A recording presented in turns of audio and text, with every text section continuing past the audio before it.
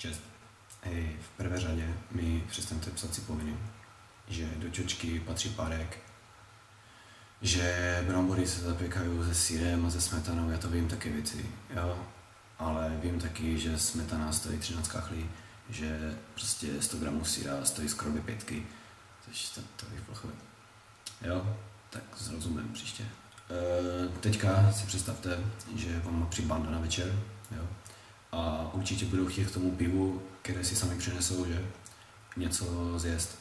A teď jak to pořešíte, že? Buď budete spoléhat na to, že návštěva bude kopat do dveří, jak má plné ruce věci, co nese, že? Ale všichni víme, jak to je. A nebo taky můžete jít do kšeftu, že? A vyšmelít tam nějaké čipsy za 6 pětek. Ale tak víš co, 6 pětek. Tak je tady možnost něco zrobit, že? A teď co? Buď to hranolky, že se dají zrobit za 12 korun kilo. Dá se, prostě buchta se dá upéct, že? To není až tak nejhorší, ale k pivu přece jenom, že asi bramboráček bych třeba udělal. Tak zkusme. Zás jo, v prvé řadě brambory oloupat, jo. Už teď vidím, že většina z vás se na ten recept vykašle, bo tam se musí škrabat brambory do toho. Jo, stačí, já nevím, ze 5, ze 6 v pohodě, pak to normálně zase se dá vařit, že? Jak se vaří brambory, jsme říkali si posledně, doufám, že nemusíme opakovat, tak bych se trochu zlobil. Pak, než se uvaří, tak je dost času, jo? Tak třeba česnek zrobit jako oloupat, že se může v pohodě, sýr se může nachystat, že já jsem kvůli vám si sehnal sýra. Jo, pak jak brambory vychladnou, tak se dají na strouhanu, že jde to krásně to strouhaní, nebo jsou měkké. No a je z toho vlastně taková kaše skoro.